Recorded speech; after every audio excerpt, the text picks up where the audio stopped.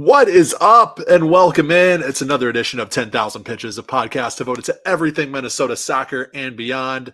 We are here for episode 141. We, being me, Jeremy Rushing, and alongside me, as always, my co-host, Mr. Dominic Jose Bazonio. Dom, how we doing? Doing well. Very busy. The section season is starting up for spring sports. So far it's softball and track and field, that sort of stuff right now. Baseball, lacrosse very soon. So very busy on that front, but been enjoying the opportunity to stay connected to soccer through the so many teams that are playing soccer right now in Minnesota, and a lot more joining the fray this week as we're recording. A lot of fun stuff to talk about, but definitely very busy in the sports space right now. I can't lie. Yeah, it's one of those things when you have a job on top of doing this. It's more kind of like a side hustle. Then all of a sudden you got to move stuff around when certain things take precedent. All transparency, we're actually recording Wednesday lunchtime here, but through the magic of podcasting and through the magic of pre-recording, we're actually going to have a little bit later on in the show a recap of the Minnesota Aurora season opener. As I'm saying this right now, I have no idea how that season opener is going to go because it hasn't happened yet.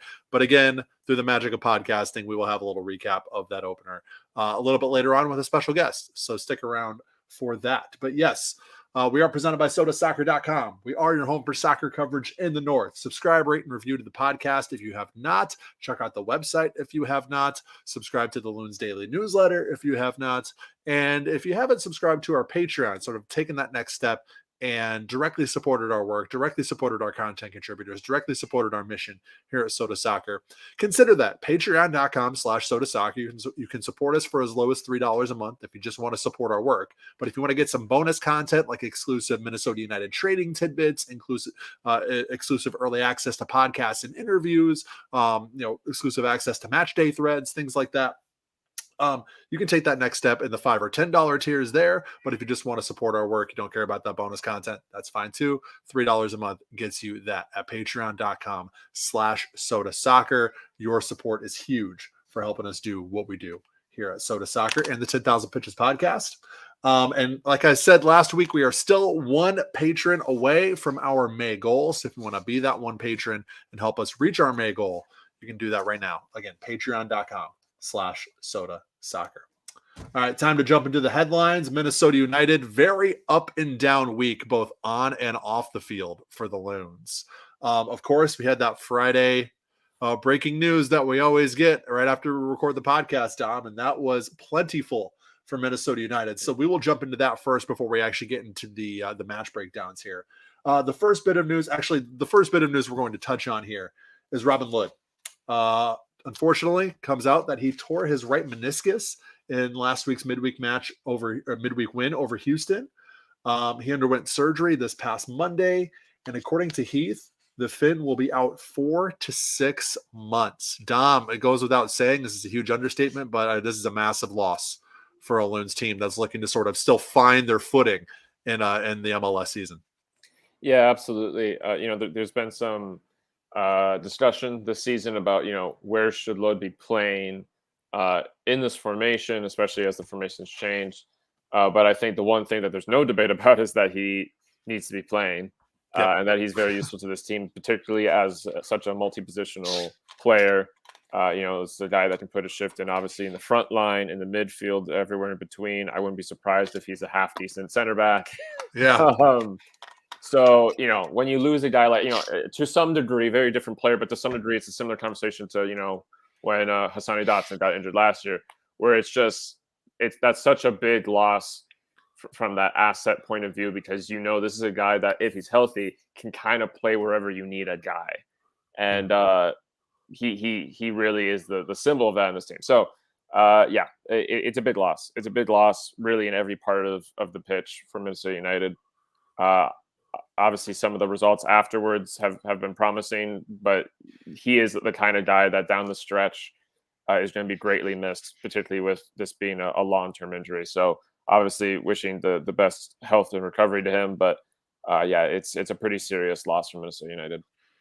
I learned a lot about meniscus injuries and tears this week, because you hear torn meniscus, you hear like a torn ligament or whatever in the knee, Yeah. and you're like, oh, he's going to be out forever. He's going to be out the rest of the season. He's going to be, Right. we're not going to see him at all till next year. That's not always necessarily the case, I guess, with meniscus injuries.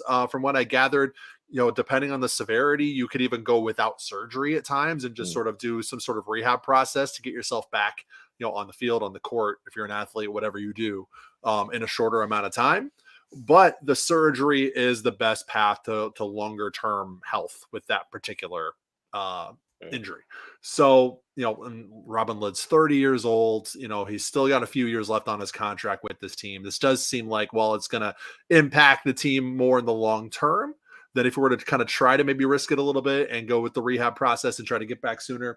I think it's more of a long-term plus that he's going to have the surgery, go through that full rehabilitation process post-surgery, and then, theoretically, presumably be back, full strength, full health, 100% ready to go.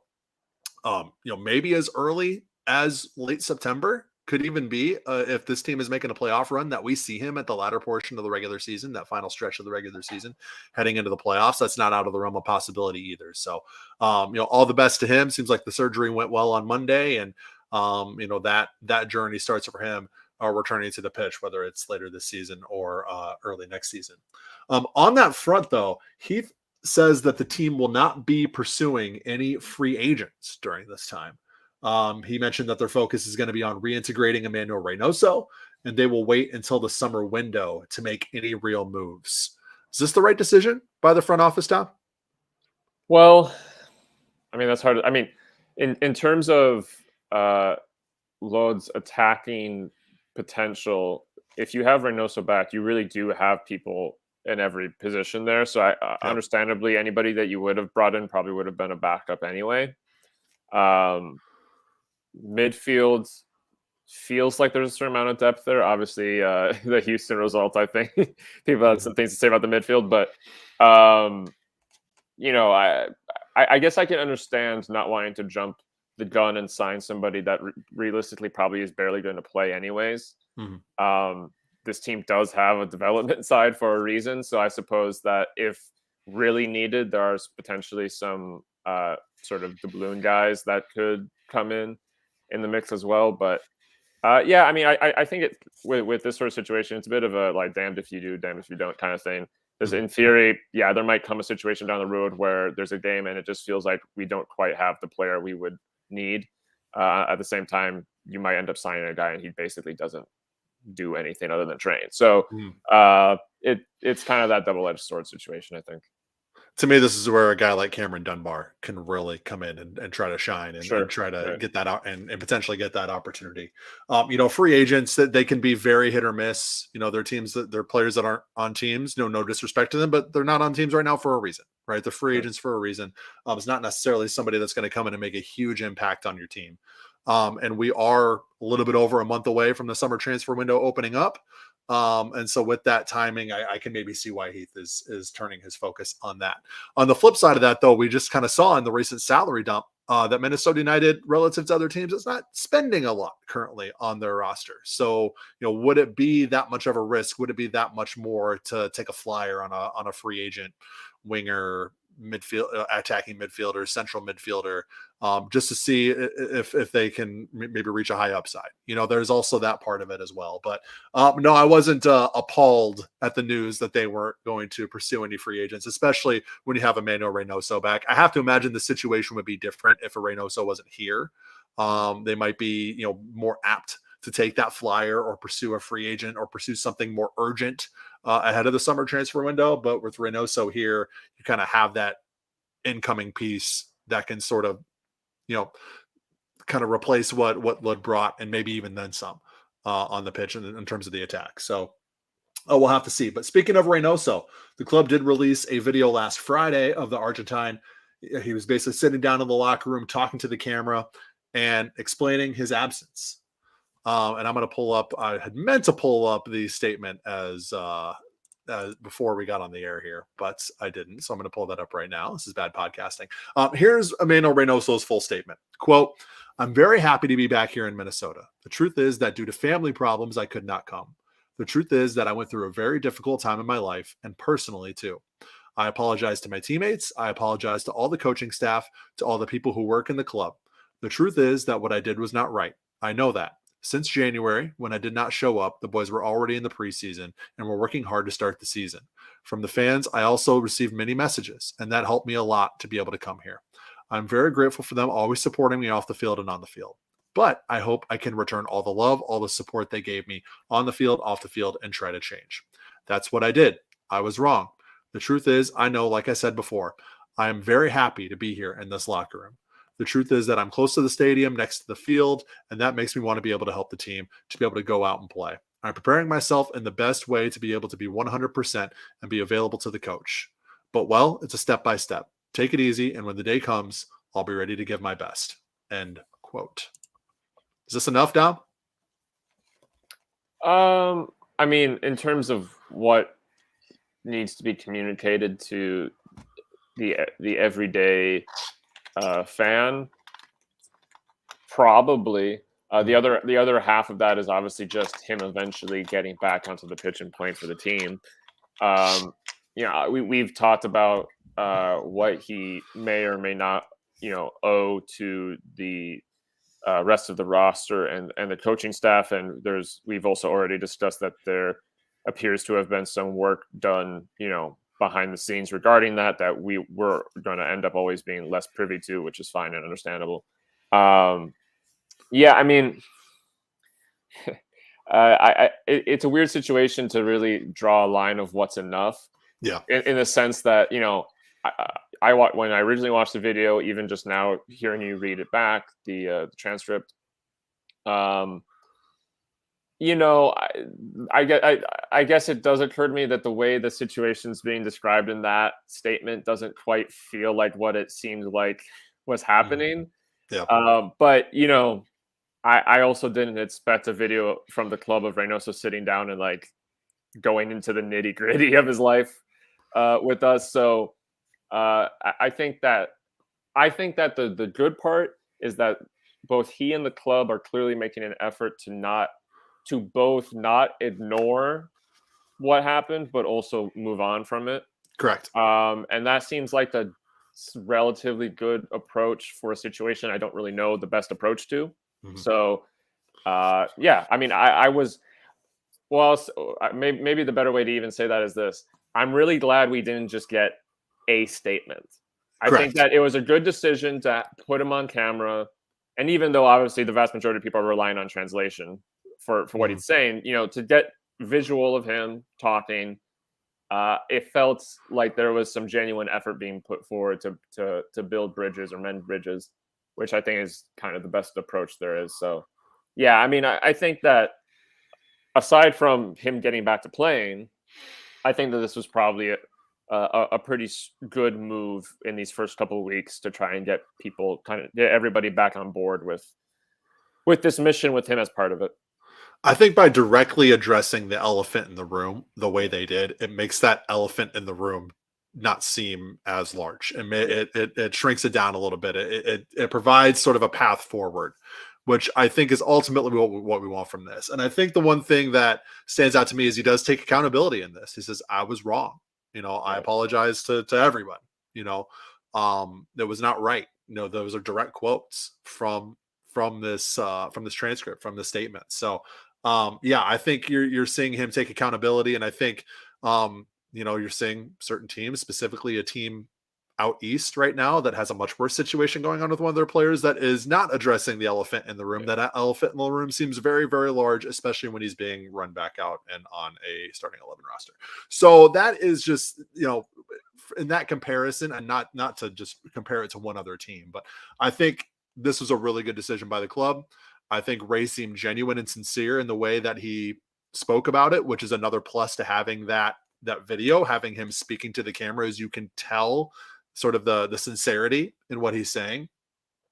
And I think he's somebody that obviously went through a rough patch, and he's working on re-ingratiating himself with his teammates, and not really breaking any news here or any scoops, but you can tell by some of the body language of some of the players and the way they're answering some questions in regards to Ray, they're still very hesitant to fully re-embrace him, which is understandable. But at the end of the day, he's gonna he's going to speak with his actions, right? Actions are louder than words. Will Trapp said it last week in training. He needs to walk the walk now. He's talked the talk. He's done everything he needs to do from that point. Now he needs to walk the walk and show that he can, reintegrate with us on the pitch. And speaking of that, something interesting that Heath mentioned. So Ray will rejoin the team for warmups in small portions, or has rejoined the team for warmups in small portions of training late this week. But he's not going to fully reintegrate with the group until they deem him fit to do so.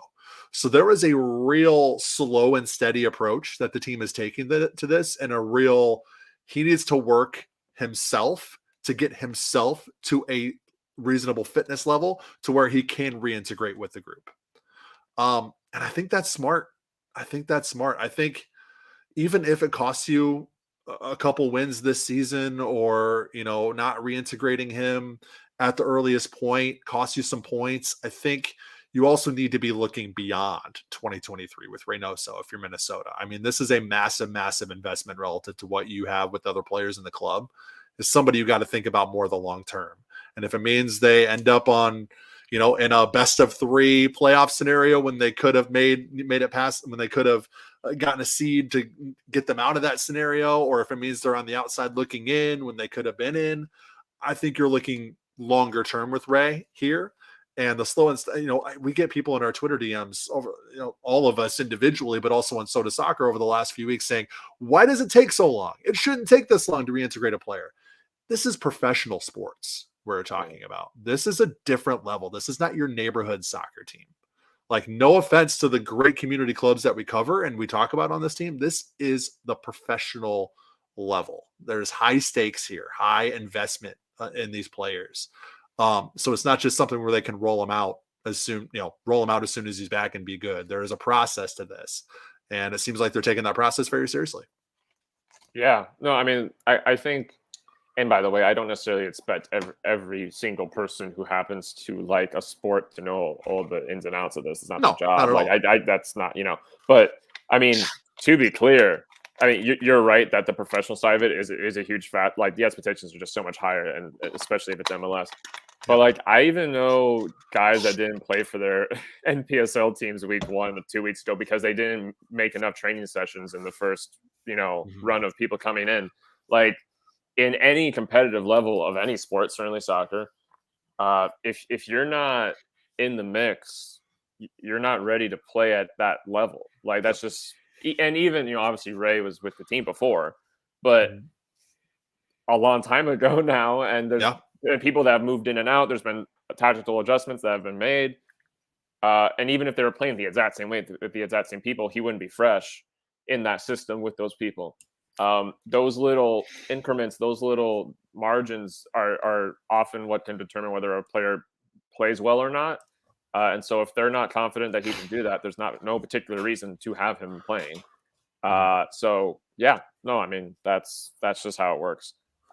It's good to see that the progress is being made on that front.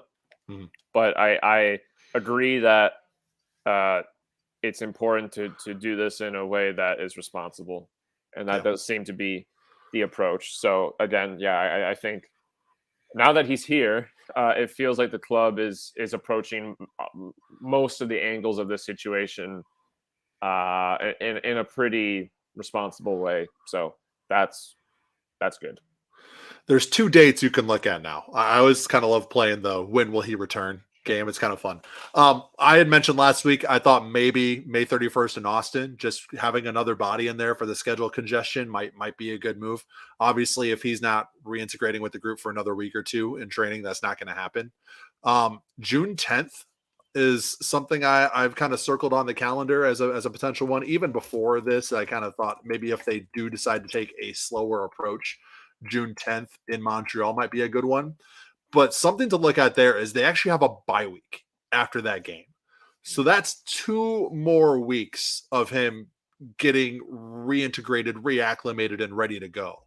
So maybe they take that bye week just to give him another week to get there, and maybe even June 24th at RSL might be our most likely option here. I don't think he returns after that. I think that's probably at the absolute latest, the 24th. I do think it'll probably be the 10th or the 24th. And honestly, with that bye week there, they might use that to their advantage, give him a couple more weeks, and maybe he makes some sort of cameo on June 10th, and then maybe gets a little bit of a longer run out on the 24th. But yeah, we're looking at mid to late June now for Yeah. Reynoso with these new developments. Yeah, no, and I actually agree with your line of thought there. I think maybe probably makes the roster for the game on the 10th, probably actually plays any sort of meaningful minutes on the 24th. Yeah, look, I mean, this is what we were talking before this situation had started to seem like it was being resolved. Before he had come back, we were talking about one of the things that's just a reality of all this is if he does come back, which he has now, he's still not going to have played most of this, a huge chunk of the season. So he's back now, but this process takes a while. This team's going to still have to figure out how to get points without him for a while. That's just the reality of it. So I think it's great to have him back when possible, but that's just, if you rush these things, that quickly results in all kinds of possible bad situations, including, by the way, a situation where he could injure himself because he's not ready to play professional soccer. And then you don't have him for who knows how long. So, I think we're going to have to probably wait a good while longer. I think that wait, though, again, is just the reflection of doing this process the right way. I said bye week. I know I'm going to get people flooding my Twitter. It's actually technically like an international window on that in that mid June because that's when the Nations League semifinals and final happen and all that good stuff. So, yes, just to be technical, international window, I guess. But anyways, so more to come on that front. I'm sure we'll get more information on a potential timeline for a return for Reynoso as he kind of starts to train with the group again and see how that goes. Let's go on the field though. Let's start to break down some matches 22 minutes in, shall we? We start off with the good. It's another up and down week. It's another good and bad week for Minnesota United. I think we'll take that over the hey, they lost 2 games this week run of shows that we had for a while there. But we start with one of the biggest regular season wins in Minnesota United's history. I'm not ready to call it the biggest, but it's probably like top 5 or 6 regular season win in Minnesota United's history. They go on the road in Portland. And thanks to a Bonga Hukli Hlongwane match winner in the 95th minute, last kick of the match, Minnesota comes away with a 1-0 road win. I should mention on this last goal scoring sequence here, it was a great hustle play by Mender Garcia to chase down a long pass, gain possession. He passes over at Arriaga. Arriaga feeds Hlongwane. The South African does the rest. And on the last kick of the match, after being scored upon on the last kick of the match, technically 3 times this season coming into this one. Minnesota, the shoe finally hits on the other foot, and Bongi finishes late, and Minnesota comes away with a 1-0 road win. Dom, you've been following this team for a very, very long time. Would you kind of put this in that top 5 regular season win territory? Maybe it's definitely one of the more impactful road wins I can think of in recent memory. It's interesting. I'll round back to talking about the actual match in a second, but it's interesting because if you look at this match and the Houston win, the league win against Houston, those 2 results feel like this huge lift for this team. And obviously the other game we're going to talk about today is sort of dropping that back down. But no, I think this is a huge result for this team. It's one thing to grind something out at home against Houston, but to go on the road, obviously to a Portland team that, at least on paper is always assumed to be very hard to play in Portland because of the atmosphere and so on. To get a result there, not just a result, but a win, a clean sheet win, that's huge.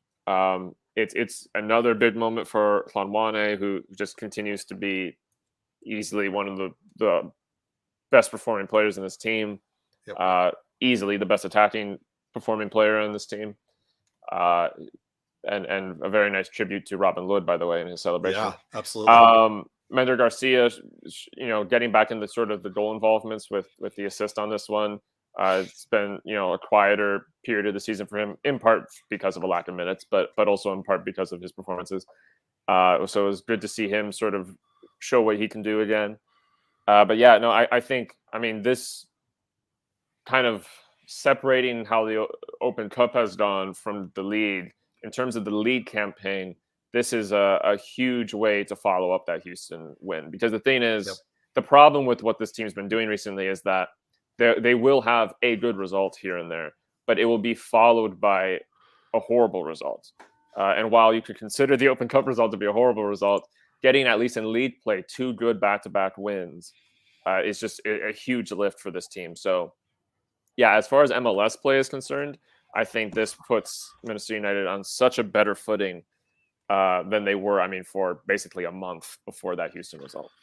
Yeah, it was really unsteady ground in the league heading into this week, and those 2 wins have got Minnesota kind of firmly back in playoff positioning. They're tied for 5th in the table, I believe, now in MLS. Not to table watch this early, but at the same time, when you're looking at just areas of optimism and kind of where you see this team heading in the longer term, getting those back-to-back wins at home against Houston, who is firmly a playoff team heading into that match, on the road in Portland, which is never an easy place to play. Some call it the toughest road atmosphere in MLS.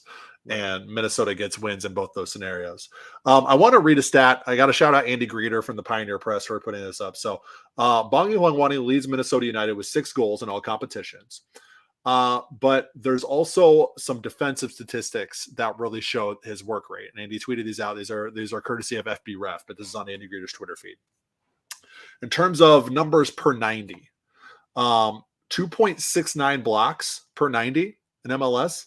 That's 99th percentile. Interceptions, 0.88 per match. That's 89th percentile. Tackles, 1.76 per match. That's 80th percentile. Clearances, 1.13 per match. That's 92nd percentile. And aerials, 1.60. That's 90th percentile. And those defensive those percentiles are compared to other players of his position. So you're not comparing him to Michael Boxall or Mickey Tapias or, insert great defender here. So, he's putting in the work, and we've known he's put in the work. These stats are just sort of reaffirming what we've known about Bongi is he's very much become a two-way player this year, helps on the defensive end. I think there was a stat in Pro Football Focus FC a couple weeks back. I think we've mentioned this, where he has the most combined blocks, clearances, and pass deflections or something like that in the entire league. I don't know if that's still the case, but very much might be. So, he's putting in the work, and now the goals are coming. His 4th goal in 4 matches, as we mentioned, 6 goals on the year, 4 more than the next best loon in all competitions. Man, it's really, it's hard for me to imagine. I know I said this last week, but this week just continues to put that at the forefront. Where would this team be without Bongi? It's pretty crazy to think where this team would be without him. And he's been that emerging star, and he is getting, he's kind of starting to get that notoriety across MLS. His winner was just named goal of the match day in MLS this past week. He's getting mentioned on Extra Time, and he's getting mentioned in a lot of national circles now when it comes to Major League Soccer. It's great to see him getting that notoriety. It's well deserved, and man, if he can continue this ascension and continue just to hone his craft, the sky seems like it's the limit for this kid. Yeah, Hwangwani's potential feels incredibly high. And yeah, look, essentially on every possible metric for his position, he is by and far leading this team. So, there's really, I don't even know where you would point to complain, to be honest. Yeah, his defensive responsibility has been very good. Obviously, going forward, he is by and far the best performing attacker on this team. Yeah, he is just playing pretty phenomenally for this team.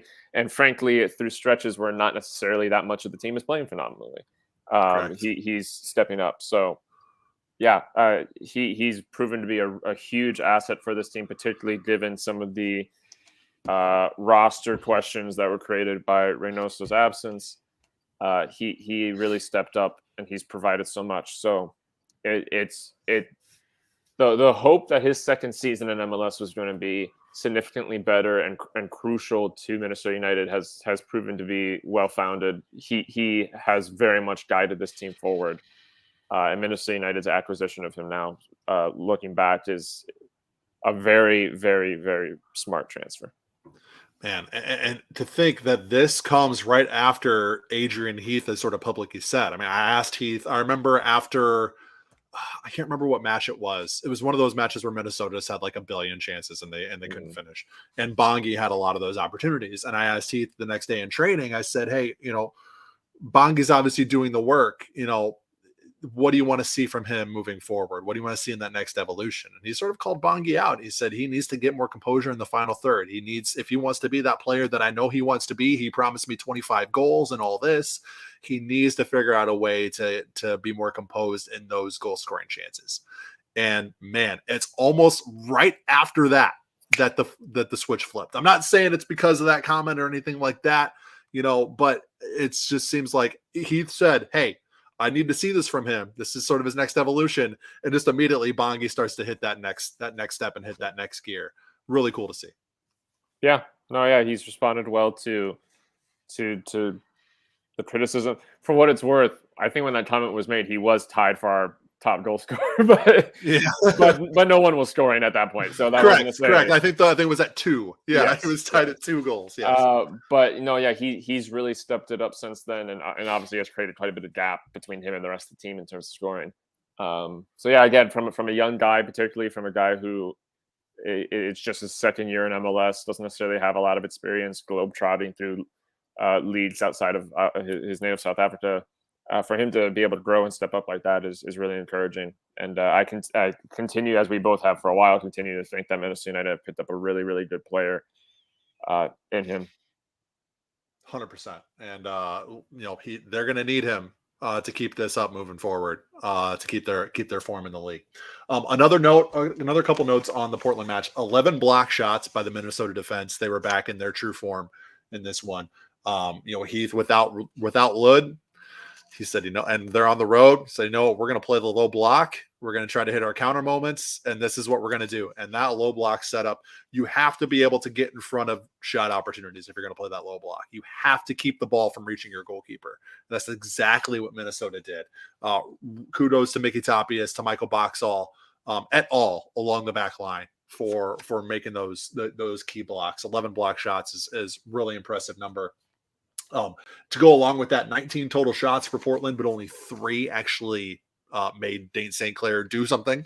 So that's a real key for that Minnesota defense. It's also the team's 5th clean sheet of the season and their league best 4th road win of the campaign so far for Minnesota. So, that road form continues.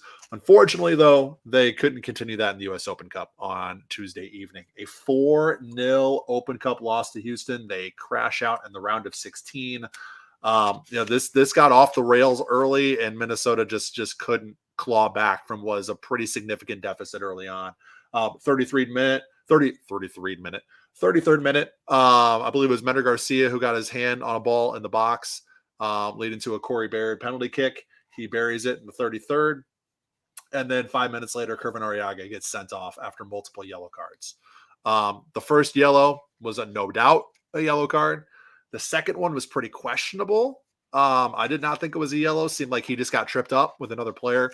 But when you're on a yellow, you can't put yourself in that position if you're Arriaga. You're so crucial to the team. You're on a yellow. You got to play a little smarter than that. And he gets sent off in the 38th. I mean, this is something that seems to be a reoccurring theme with Arriaga. Alejandro, who also covers the team, he followed Arriaga very closely in his days playing abroad. And he had mentioned that this has kind of always been an issue with Arriaga, even before he came to Minnesota, that he could not keep cards away. And there was no accumulation before he played here. So he was never really penalized for that. But obviously you get the suspensions here in MLS, and he just has not seemed to clean it up. He has not seemed to be able to play in a way that keeps him in matches, keeps him clean for the most part. And you saw that really bite Minnesota moving forward. You kind of have to hope that maybe this is the moment where he realizes that maybe he needs to change some of the things about the way he plays. But what were your thoughts on the 2 yellows? I think I agree that the second one was perhaps somewhat harsh. I can empathize though with the referee in the sense that he's looking at the situation. There's already been a penalty kick. There's fouls coming in. He's trying to get control of the match. Perhaps he decides this guy's pushing it too much. I have to do something. And so obviously that ends up hurting Minnesota United. But I can empathize with how in that situation he thought he had to take drastic action. Look, if Yeah, you're not on a yellow, I mean, go for it. That's my personal opinion on that. yeah. But if you're on a yellow and you gave up a penalty kick, Yeah. the referee's probably paying a lot of attention to what you're doing. So you should probably, think about that. Yeah, perhaps slightly harsh, not necessarily unbelievable though. Yeah, as on the broader side of things, Ariaga's definitely had games where this has been a problem, and there's definitely room for him to grow on that one. I think, unfortunately, for what it's worth, I guess to play devil's advocate, he does play a position where any mistakes are going to lead to this kind of spotlight going on you. To be clear, one of our other midfielders had the same problem last year. There were jokes, there were memes made about how many yellow cards Will Trapp got. So, and that's a much more experienced American player. So, this is a problem that people playing those sorts of positions can get into. That being said, Kervin Ariaga does need to improve on his ability to avoid those sorts of punishments. So, yeah, and then obviously that sets off just a game where Minnesota United has very little ability to climb a pretty steep, slope, and results in a pretty disappointing result. But yeah, not great from Ariaga. At the same time, he's a young, talented guy that I think probably has the ability to improve, which is promising.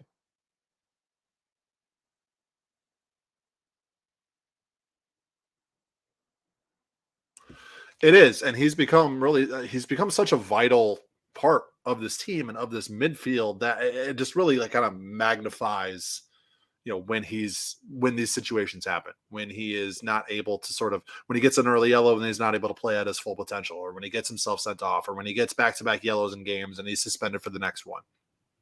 It's magnified when you play such a crucial role in the team. And that's kudos to him that he has got himself to a point where he is that sort of vital contributor.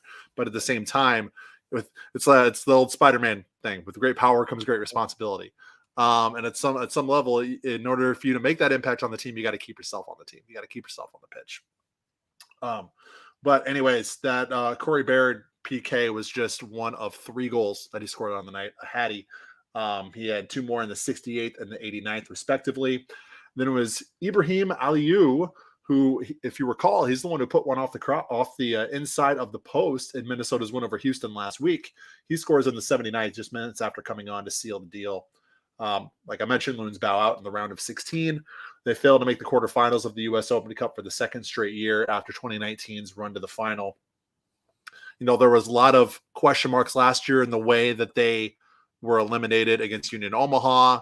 A lot of criticism that maybe they didn't put out as strong of a lineup as they could have.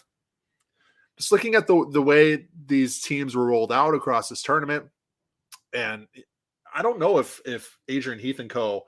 could have taken this tournament more seriously than they did. I just think this was sort of a one-off scenario Tuesday night where just nothing went right. No, everybody seemed to be a little lethargic. Maybe this is the game where the run of games kind of caught up to them. But looking at the lineups and looking at the way the rosters were put together, it was strong showings on the team sheet pretty much the entire way. Yeah, no, I think that's fair. I think that they showed plenty of respect to the tournament in terms of the players they used.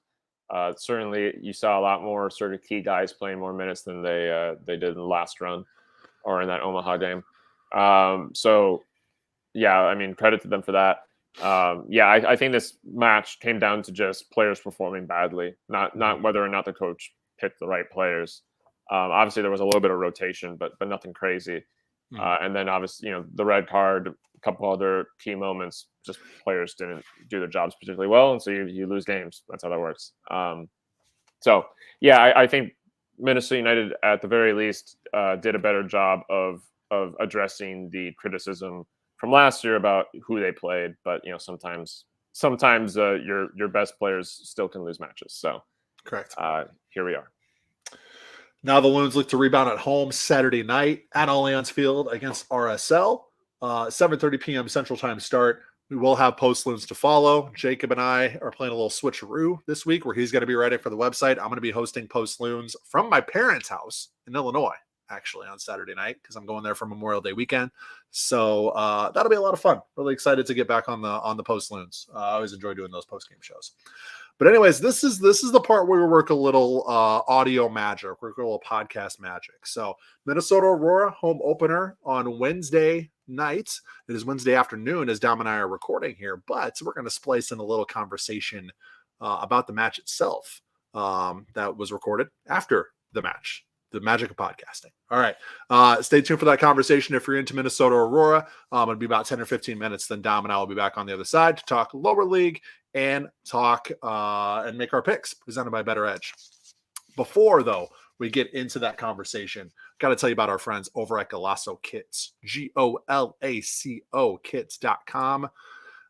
I say this all the time, but if you haven't gone to GolacoKits.com, just go there. It's like they've almost gamified the kit buying experience. It's just fun to just like search a team, search any team, Premier League, Serie A, La Liga, Bundesliga, MLS, old NASL days, whatever team pops in your mind, current or former. If they played professionally, they probably have some sort of jersey or piece of apparel from them at GolacoKits.com. So again, GOLACO kits.com, code LOONS, LOONS, gets you 15% off. Bring unique vintage jerseys to your home. You click of a button, use code LOONS, 15% off, and then poof, a few days later, shows up on your doorstep. Just like new. GolacoKits.com, GOLACO kits.com, code LOONS for 15% off. Big thanks to our friends at Golaco Kits. Now, let's talk some Minnesota Aurora.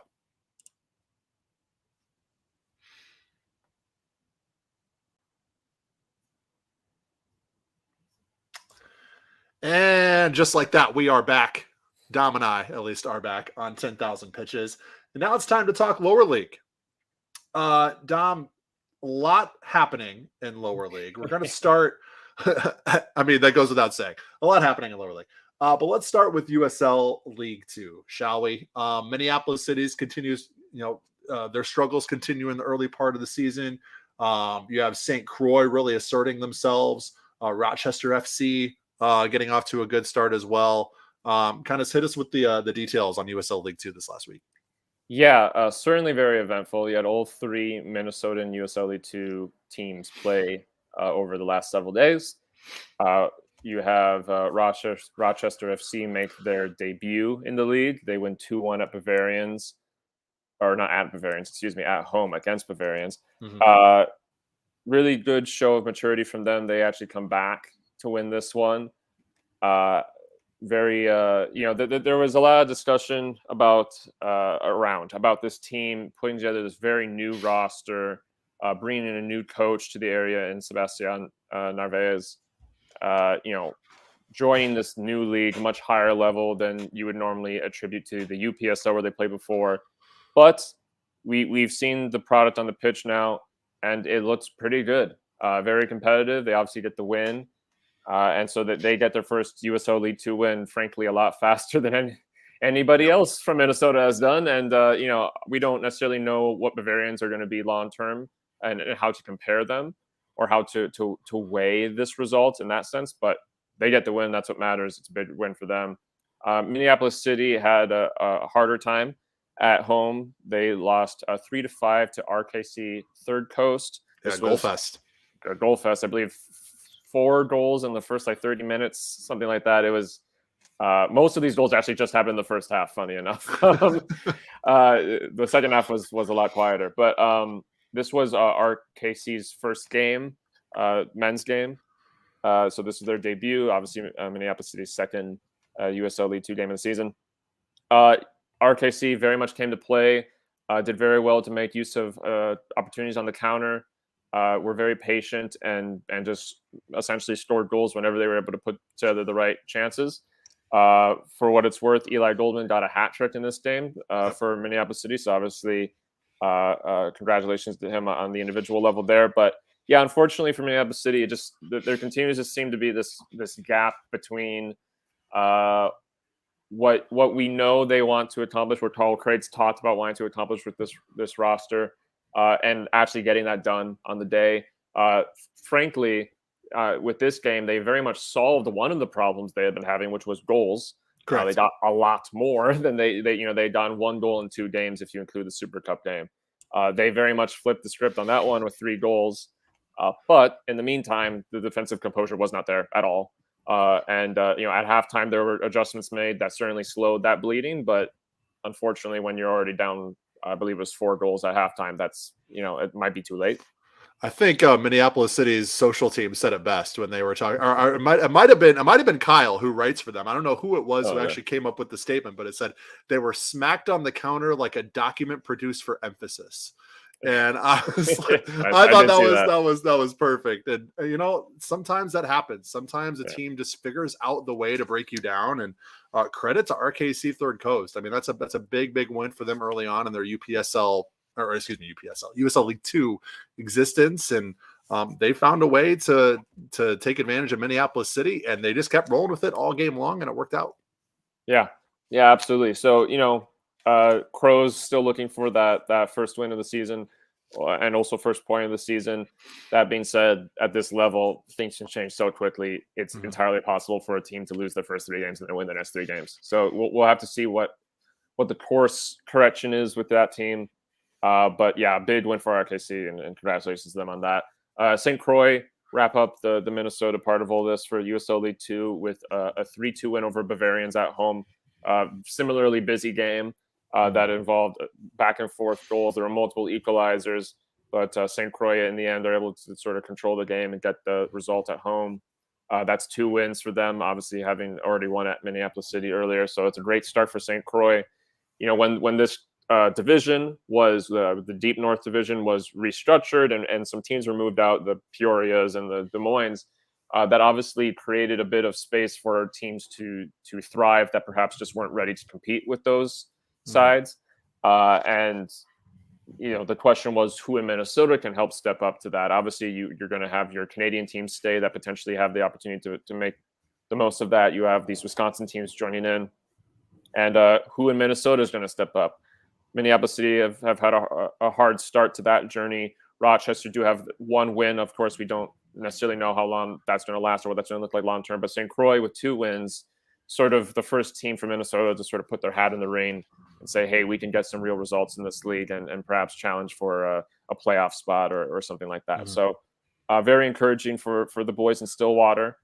But yeah, that wraps up what was a goal-filled and very eventful USL League 2 week. I obviously write more for the NPSL and UPSL on the site, and I was paying attention to those games. And as I was checking into all these other games, and luckily they were all streamed, I was able to watch a lot of that online. I was frequently caught with my eyes wide at some of the craziest storylines. But yeah, so the USL action was not done there, though, however, because Rochester FC, actually also their women's team, played their first game this week. And of course, they're going to end up playing Aurora, as you've already heard.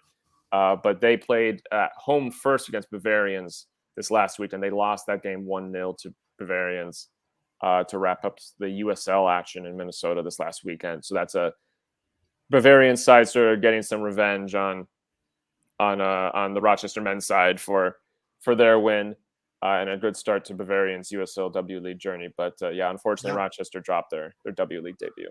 Going back to League 2 for a second, it's interesting to me that the two of arguably the 2 most storied franchises, if you will, the 2 most storied clubs that are in that division, Minneapolis City and Bavarians, who kind of get a lot of the acclaim nationally, have at least in the past for what they've done on the field and off the field and how they present themselves as an amateur club and things like that. Yeah, they're struggling early on, and I think it kind of shows that.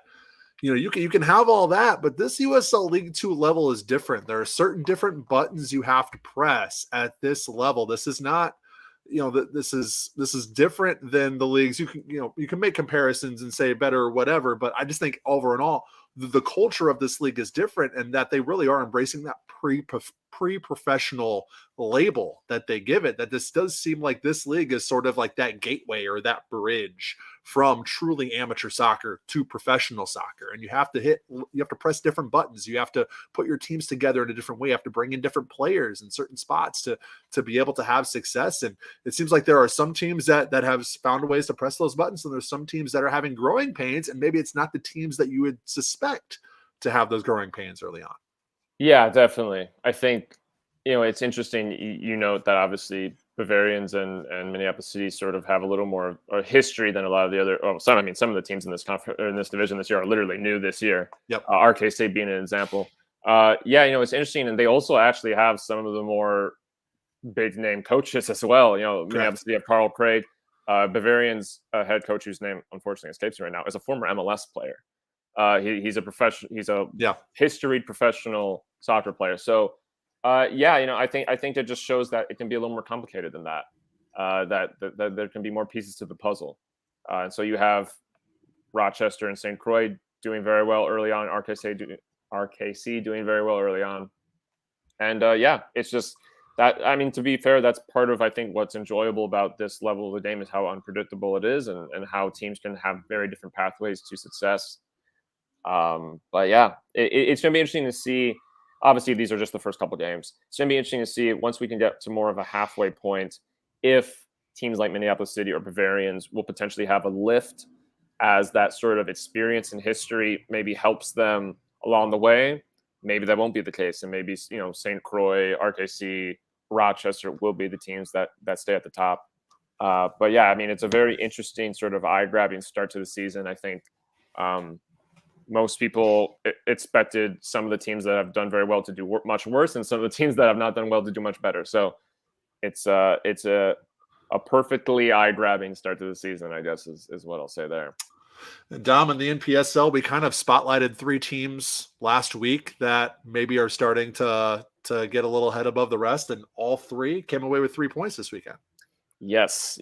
Duluth, Med City, and Dakota Fusion all won their games. I'll actually start with Med City because it's actually the game that was the least likely to result that way, in the sense that on paper, Med City, I think most people would have had them beating Lacrosse Aris, who was who they beat. Mm-hmm. But it wasn't very easy. It was a 1-0 win for Med City, scoring the winner in the 85th minute. Scott Neal with the goal. And Lacrosse Aris actually had a penalty saved by Iker Gonzalez in the first half. Wow. So actually, you likely would have had a situation where it was Lacrosse Aris leading potentially as far as the 80th plus minute. Wow. That didn't happen because of some very good goalkeeping and of course, intervention by Scott Neal at the end there. But yeah, Med City maybe playing it a little close to the chest with that one. We talked last week about they like themselves a 1-0, a 2-1, a 1-1. I think that they would have necessarily expected that to be the way this game went. Yeah. But Aris are showing that they want to be competitive this season, and they did a very good job representing themselves in Rochester this last weekend. Moving up to the north, you have Dakota Fusion beat the Twin Stars 4-1, a pretty emphatic win. It was hard to tell what to expect from this Fusion attack from the first game, which was a 1-1 draw with Med City, because both teams were just kind of going at each other 50-50. This game, we saw a much more attacking side. It was 1-1 at halftime. Twin Stars with a penalty right before halftime to even it out. But then one of the Fusion's many new players that they've brought in this season, let me make sure I pronounce his name correctly, Sukanome scored a hat trick in the second half. 3 goals, wow. 3 very nice goals, by the way, to make it 4-1. Fusion now with 4 points from 2 games, a really good start for them. Very competitive draw with Med City, of course, and then a really confident win against the Twin Stars, who seem like the team that, if you're going to want the title, you're going to have to be expected to beat them. So very good win from them. And then Duluth FC had their home opener and beat Sioux Falls 3-1. Was a little harder than I think most would have expected. Sioux Falls actually scored in the 3rd minute. Very nice goal from Patrick Hansen. It was a header off a free kick to make it 1-0 to Sioux Falls. Duluth, however, responded quite well after that. In the 20th minute, they equalized. In the second half, they got 2 more goals. Very nice one of which, the last of which, was a really nice solo goal from Kosha Domaratsky, the Ukrainian, plays for Duluth FC, played there last year as well. He now leads them on goals of 2. So yeah, really everybody that you would have thought would have stepped up this week did. Keeps Duluth FC at the top of the table, Med City and Dakota Fusion behind by 2 points, evened out at second place. So yeah, I mean, a very eventful start to the NPSL. Again, action keeps coming. We are really starting to see those 3 sort of teams that we expected to challenge stay up there. Joy is sort of the one question mark, having won their first match and then had a bye in week 2. We'll have to see what they look like in the midweek and weekend matches this week. But yeah, very much, essentially, really the teams that the 2 of us talked about are the ones that are competing, which is not necessarily a surprise. I think what's going to be particularly fun is when we see those teams play each other more, and we can have some differentiating between who's going to really stand out. Yeah, really want to see how Dakota, as the season progresses, can fare against a Med City, can fare against a Duluth. And obviously the Duluth Med City matchups this year are going to be super intriguing, just as they were last year. So a lot of excitement to come, obviously, in the NPSL. We also had some results in the WPSL kicking off. Yes. Over every the last league week. Played this week. Every single Every league. Yeah, I'll run through a couple of these. So WPSL had 2 games as of recording. That was Joy Athletics women's team won 3-0 against Manitou FC, and then Maplebrook on the road beat St. Croix 1-0. So just the start of the WPSL, lots of games to come. In fact, there might even be 1 or 2 played by the time you're hearing this that haven't happened yet. But the WPSL is always a marathon. They play their games very quickly.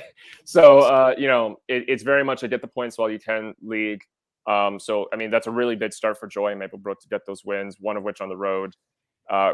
We'll have to see what happens when sort of the big competitors that always kind of show up in the WPSL, whether it be Mankato or the Thunder or Salvo. Once they start getting their games in, we'll have to see how the table starts to shape up more. But good starts for Joy and Maplebrook in what I'm sure is going to be a very exciting season. And then in the UPSL, things starting to shake out a little bit, but a big debut win, or I guess a big first win for a newer club, I should say. Yes. So you had and if you want more depth on this, we did have an article on the UPSL. These are just the matches that were this last weekend. There were some midweek last week as well. But you had Worthington get their first win in the UPSL actually against Aston Villa, which was a couple days before.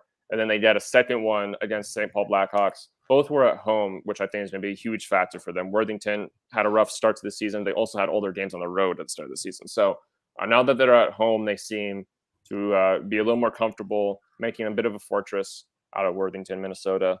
So 2 big wins for them. Austin Villa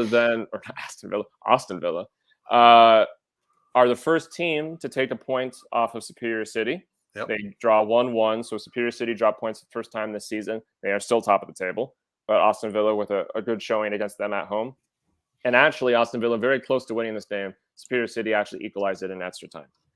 So Superior City continuing to be very bothersome to get points off of, but Austin Villa showing that it can get done. Then Valora beat Granite City on Sunday 3-1. Very confident win from Valora, doing well to sort of recover from some iffy early results this season and very much staying in the mix. So yeah, that title race or that sort of playoff race in the UPSL continuing to take shape. A couple teams standing out now. St. Croix, Minneapolis City, Valora very much in the mix there. Superior City sort of surprisingly leading the charge on all of that. They were, predicted. I think the official predictions were for them to, not by me, but by actually the league or the coaches were for them to finish 6th. That is very much not the case right now.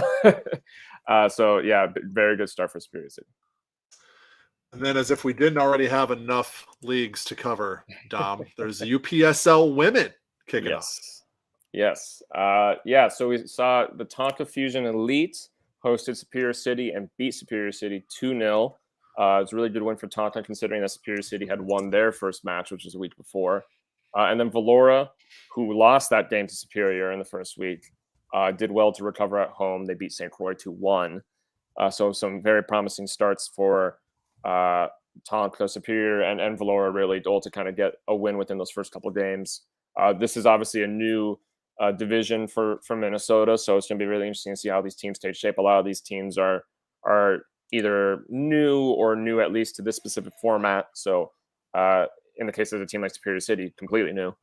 So it's going to be really interesting to see how that all navigates as the year progresses. But it's exciting to see more women's teams obviously coming into the fold in Minnesota, and exciting to see a couple of them get some really strong starts in the cases of Superior City, Valora, and Tonka.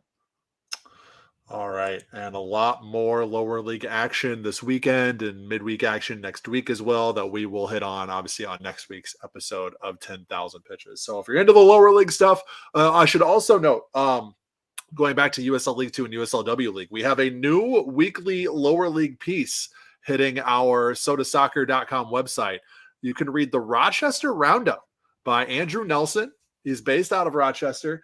Each week, he dives into the results for Rochester's USLW League and USL League 2 teams. Obviously, some mixed results, as we mentioned, for the Loons. And in these pieces, the Loons refers to Rochester, not Minnesota United, for the Loons in their opening week of play in both leagues. So if you want to read more into that, check out the Rochester Roundup each week at sodasoccer.com. All right, picks time, presented by BettorEdge, and now we are transitioning to picking or talking about, I should say, the other Loons that we normally talk about, the Minnesota United Loons.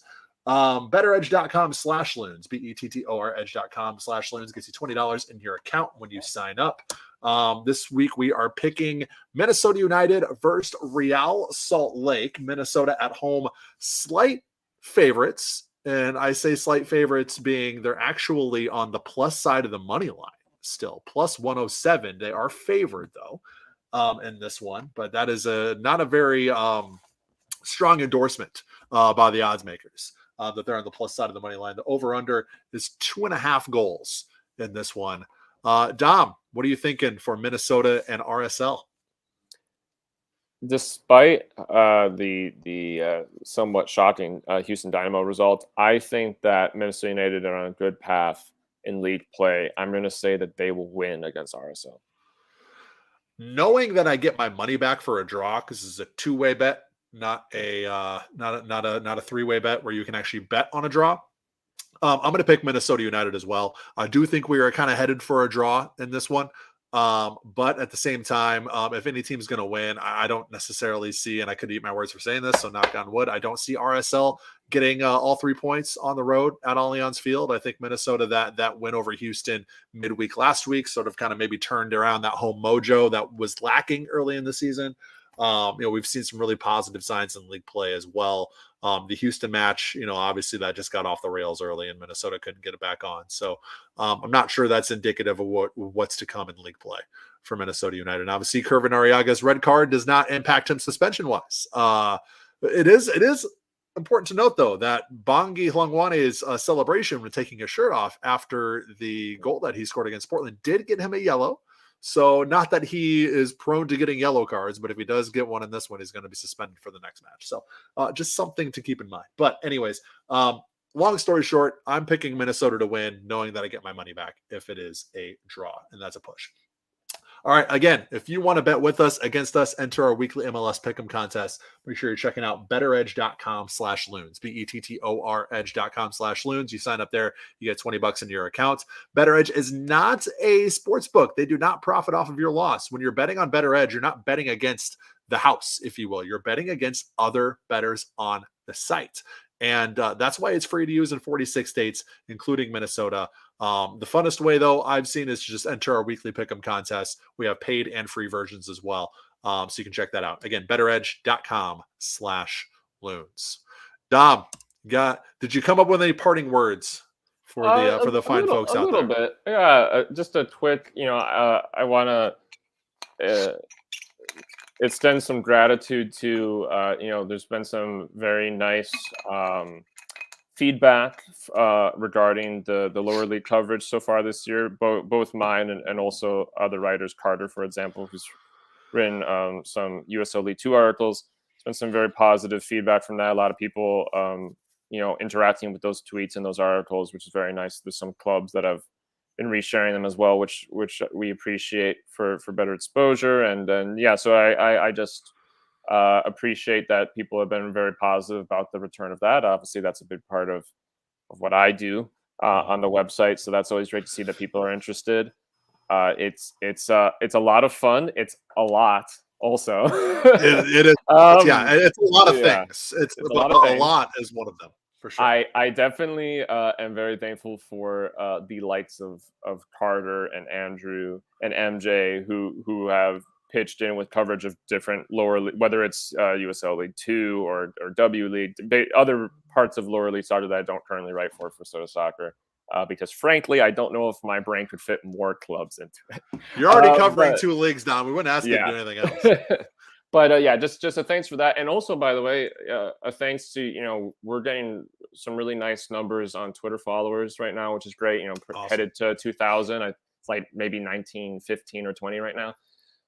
Something like that. So thanks to all the people doing that. If you haven't already and you listen to this, I don't know why you're doing that, but you should follow. You should follow us on Twitter, because that helps us. Obviously people have a lot of things to say, about Twitter, but it does help us to have people interacting with us on there, and it helps our articles and our projects. So look, we're a sports media entity. Twitter is kind of still our wheelhouse, as it is a lot of other places. So thankful for all the people taking part in that, and that's all I got. All right. He's Dominic Jose Bisogno. I am Jeremy Rushing. This has been the 10,000 Pitches podcast. If you're looking for more content from us, make sure you're heading out to sodasoccer.com to check out all our written coverage. If you're looking for more podcast content, we will have that Saturday night following Minnesota United and RSL with another episode of Post Loons.